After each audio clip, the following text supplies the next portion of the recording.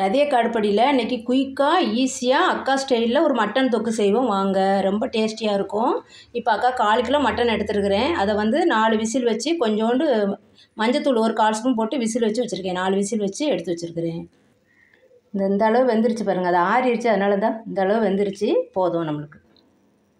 இப்போ ஒரு வடை சட்டியை காய வச்சாக்கா ஒரு குழிக்கரண்டி ஆயில் ஊற்றிருக்கேன். ஃபார்ச்சூன் ஆயில் தான் ஊற்றிருக்கிறேன். அதில் வந்து சும்மா எங்களுக்கு பட்டை சோம்பு பட்டை கிராம்புலாம் ரொம்ப பிடிக்காது. அதனால் சும்மா 4 கிராம்பு கொஞ்சோண்டு பட்டை ஒரு 2 பச்சை மிளகா சின்னதாக ஒரு பிரியாணி பூ போட்டிருக்கிறேன். இது நல்லா கொஞ்சம் பொரிஞ்சுக்கிட்டோம். இப்போ நம்ம அக்கா வந்து வெங்காயம் வந்து ஒரு பெரிய வெங்காயம் 2 மீடியம் சைஸ் நல்லா ஸ்லைஸாக கட் பண்ணி வச்சுருக்கேன். அதை போட்டுருக்கேன்.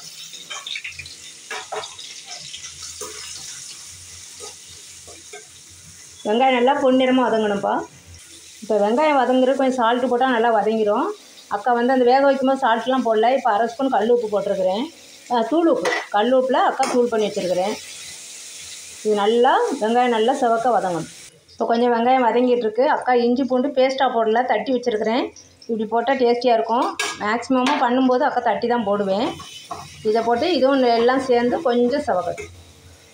இப்போ வெங்காயம் வதங்கினது போதும். அக்கா மீடியம் சைஸ் தக்காளி 2 நல்லா கீத்துக்கு தான் நான் மெலிசாக நறுக்கி வச்சுருக்கேன். அதை போட்டு இதுவும் நல்லா வதங்கணும். வதங்கின பிறகு தான் நம்ம மசாலா போடணும். இப்போது தக்காளி நல்லா வதங்கிருச்சு. இப்போ மசாலா போடலாம். நம்ம 1 ஸ்பூன் ஃபுல்லாக பெரிய ஸ்பூன் ஃபுல்லாக தனி மிளகாத்தூள் எடுத்து வச்சுருக்கேன்.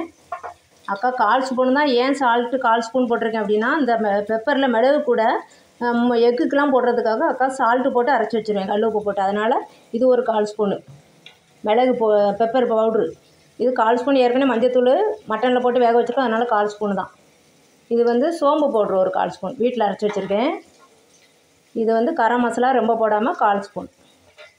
அவ்வளோதான். இது எல்லாத்தையும் போட்டு நல்லா வதக்கணும். இப்போ எல்லாம் வதக்கியாச்சு. இந்த ஸ்டேஜில் நம்ம மட்டன் வேக வச்சதை எடுத்து போட்டுக்கலாம். இந்த வாட்ரு வேஸ்ட்டு பண்ண வேண்டாம் அந்த தண்ணியை. இது வந்து நம்மளுக்கு மசாலா எல்லாம் கலந்து தொக்கு வரும்போது கரெக்டாக ஆயிரும். 1/2 கிளாஸ் தண்ணி ஊற்றி தான் 1 கிளாஸ் வச்சேன். 3/4 கிளாஸ் ஆகிருக்கும் நம்மளுக்கு. இது போதும். இப்போ நல்லா கொதிக்கட்டும். இப்போ எல்லா மசாலா எல்லாம் கலந்து காரம் சால்ட்டும் உப்பும் கரெக்டாக இருக்கான்னு பார்த்துக்கோங்க. சால்ட்டும் காரமும் கரெக்டாக இருக்கான்னு பார்த்துட்டு இது அப்படியே தான் விடணும், மூடி வைக்கக்கூடாது. நல்லா வெந்து எல்லாம் சேர்ந்து தொக்கு ரெடி ஆகும். இப்போ அக்கா மிளகு தூளில் உப்பு போட்டு அரைக்கிறதுனால அக்கா 1/4 ஸ்பூன் தான் போட்டிருக்கேன். நீங்கள் 1/2 ஸ்பூன் ஃபுல்லாக போட்டுக்கோங்க. போட்டுட்டு உங்களுக்கு டேஸ்ட்டு பார்த்துட்டு அதுக்கேற்ற மாதிரி போட்டுக்கோங்க. காரமும் உப்பும் அக்கா கரெக்டாக இருக்குது. இப்போ நல்லா கொதித்து இது வந்து நல்லா எண்ணெய் பிரியணும், வத்திரும். மட்டன் தொக்கு நல்லா ரெடி ஆகிட்டுருக்கு. நீங்கள் இன்னும் கொஞ்சம் ஆயில் வேணுனாலும் சேர்த்துக்கோங்க.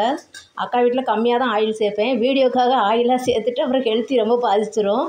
வீட்டில் ப்ரெஷர் சுகர் உள்ளவங்களாம் இருக்காங்க. அதனால் அக்கா கம்மியாக ஆயில் ஊற்றிருக்கேன். நீங்கள் இன்னும் கொஞ்சம் ஆயில் ஊற்றினீங்கன்னா நல்லா எண்ணெயாக இருக்கும். இதுவே எண்ணெய் நல்லா பிரிஞ்சு வந்துடும்பா. நல்லா வேகட்டும். அவ்வளோதான். நல்லா எண்ணெய் பிரிஞ்சு வந்துருச்சு பாருங்கள். அவ்வளோதான், மட்டன் தொக்கு ரெடி. அந்த பச்சை மிளகாய் ஃப்ளேவர் ரொம்ப ரொம்ப ரொம்ப டேஸ்டியாக இருக்கும்பா. இப்போ கொஞ்சோண்டு கறிவேப்பிலை போட்டுக்கலாம். கொஞ்சமாக போட்டுக்கலாம். நல்லா வாசனையாக டேஸ்டியாக இருக்கும். நல்லா எண்ணெய்லாம் பிரிஞ்சு வந்து இந்த தொக்கு வந்து இட்லி, தோசை, பூரி, சப்பாத்தி, அப்புறம் ரைஸு வெறும் ரைஸில் போட்டு பரட்டி சாப்பிட்டீங்க ரொம்ப ரொம்ப சூப்பராக இருக்கும்.